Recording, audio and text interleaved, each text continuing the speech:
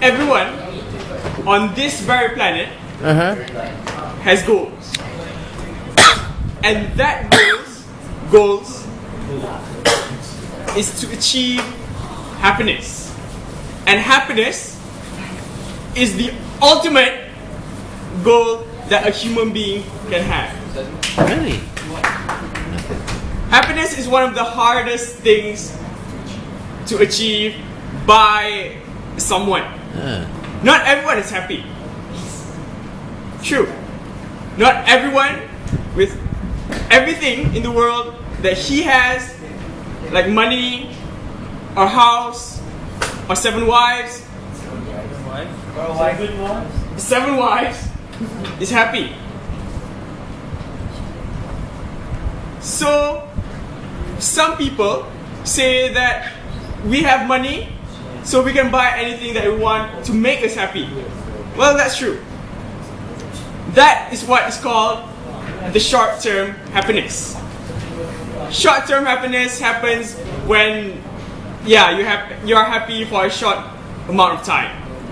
But today I'm going to talk about the long-term happiness. Wow. So I'm going to start my speech today with a story.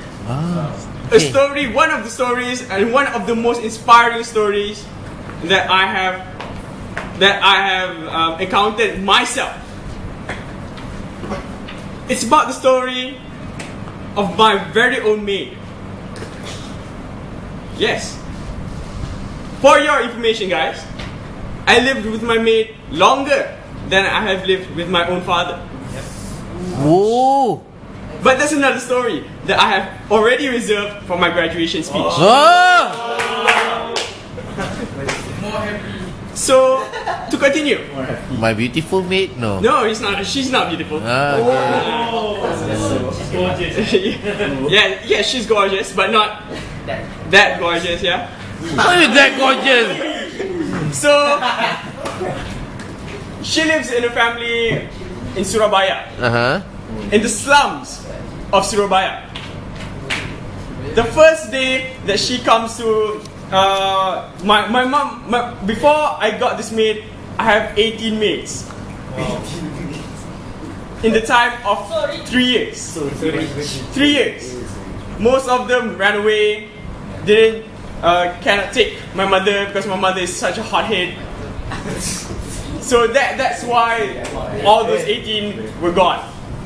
So here I am today in my one day in my grandmother's house. My mother is picking up a new maid, maybe the 19th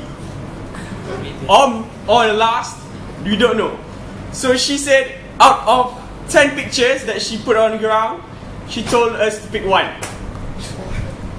That's how the maids, how you pick your maid. Yeah. It's like a catalog. You have the catalog. Like legit catalog for maids. Legit. Yeah. So she put down those pictures on the floor and a picture stand out of the rest. Stood out of the rest. Why? That picture, we cannot even see the picture. It's a blur picture of a woman, so we don't know who she is. So we just picked that. I don't know why. Because maybe she stood out of the rest. So we took that. My mom went to the agency and picked that particular maid. Okay. So I remember the 29th of November, the year 2001. No, 2004, sorry. The year 2004 is the day that my very own maid, his name is Kunere Salman.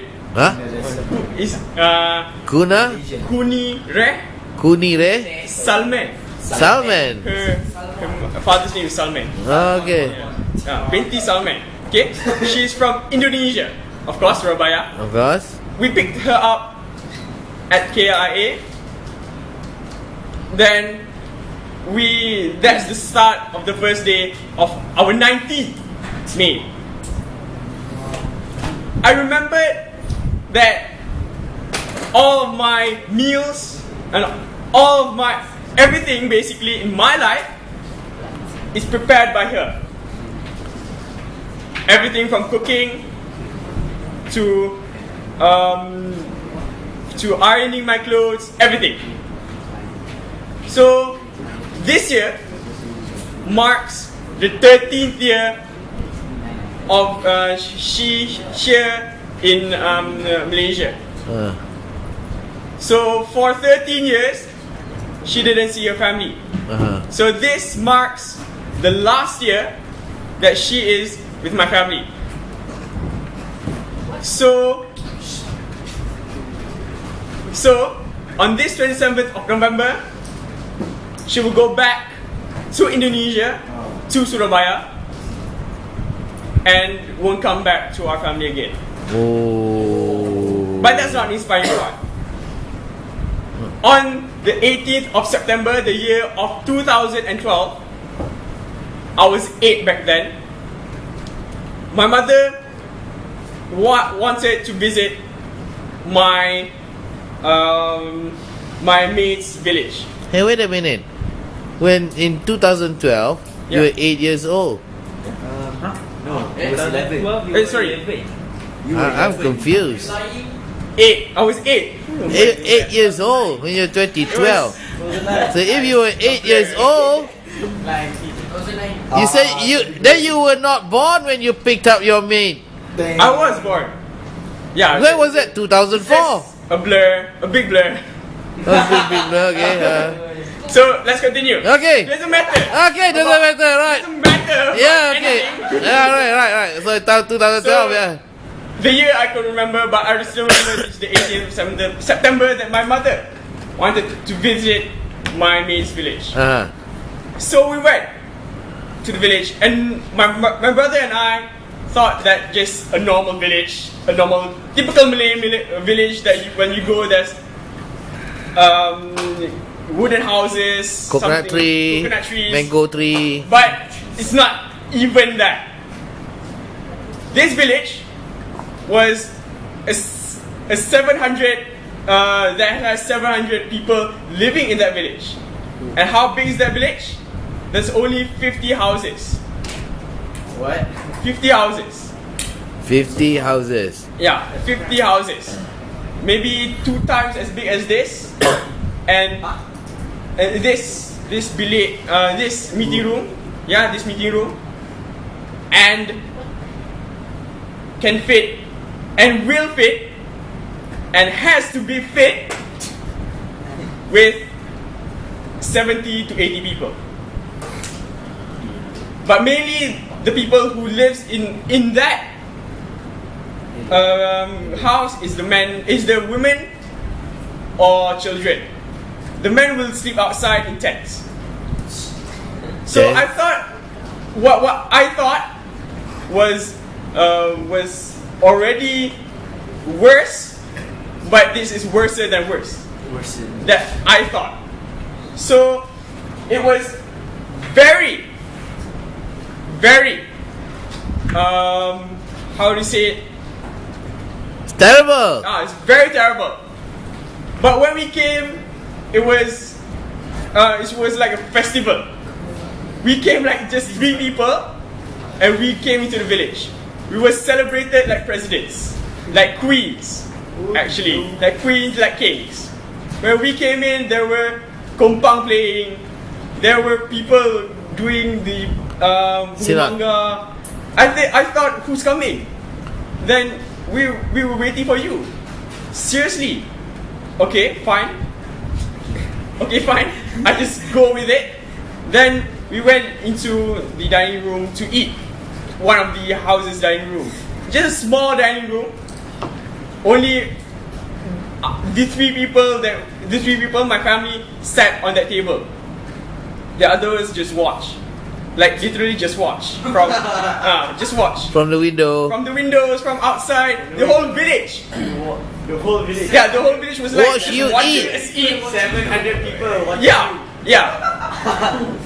when we went there, those people prepared us dishes, 5 different dishes, and they said that those dishes are made up of the most of the money that they could find. They're eating. They said this is a luxury, and there's only 5 things on that table. The first thing was rice, white rice. 3 things was made of tempeh, differently cooked, steamed, fried tempeh, steamed tempeh, all of that. Then the last thing was chicken, just a whole chicken, not cut anything was not waste, even the head. Yeah, because they said, my mother asked them that only eat chicken twice a year. Twice in a year, the whole village can taste chicken. So it's such I'm so sad for them, but yeah, they're like that. So, and my mother also told them, how often do you eat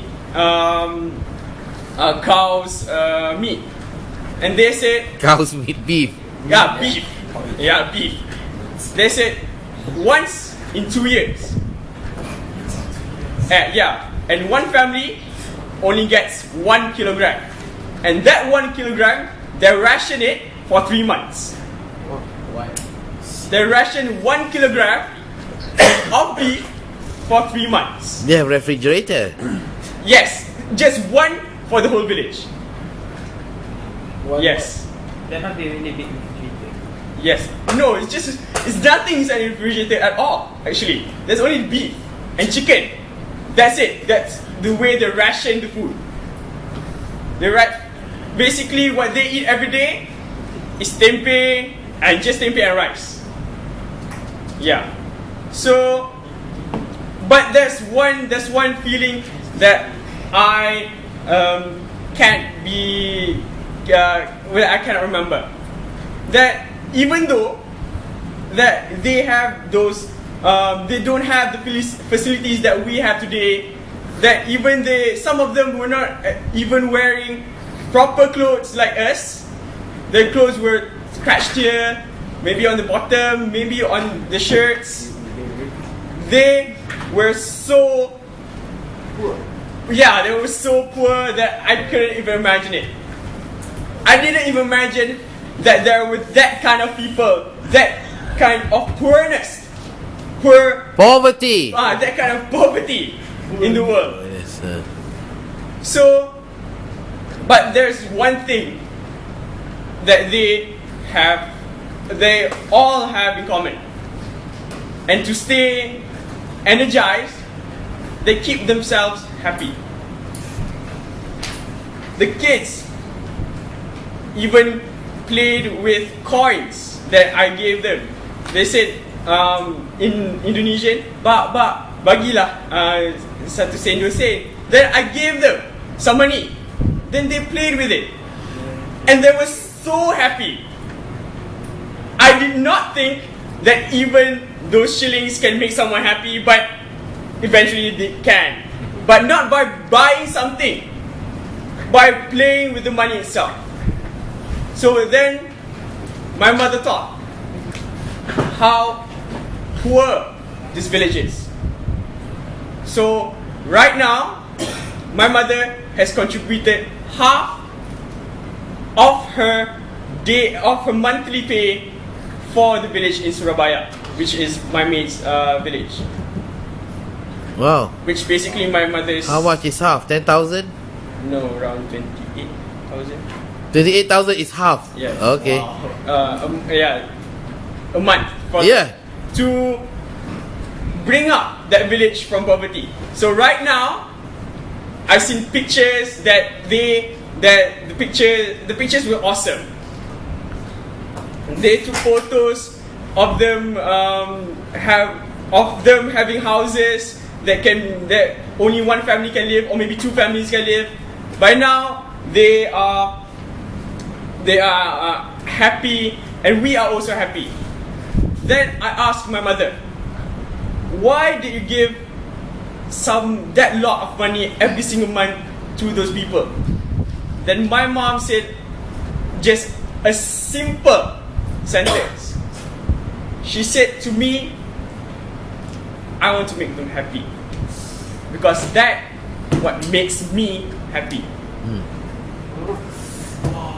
So now, every single day of my life, I try to make people happy, but not making, and by not, of course, not giving them money, but in another way, or by making people laugh, or by making people just having a good day, or maybe complimenting some people. So that is the way that I make people happy.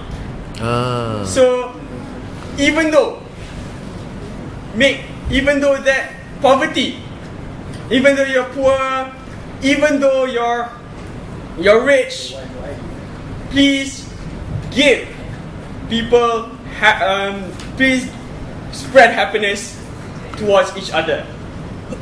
Because happiness can lead to more happiness, and the ultimate goal, which is achieving happiness, can be achieved. Thank you.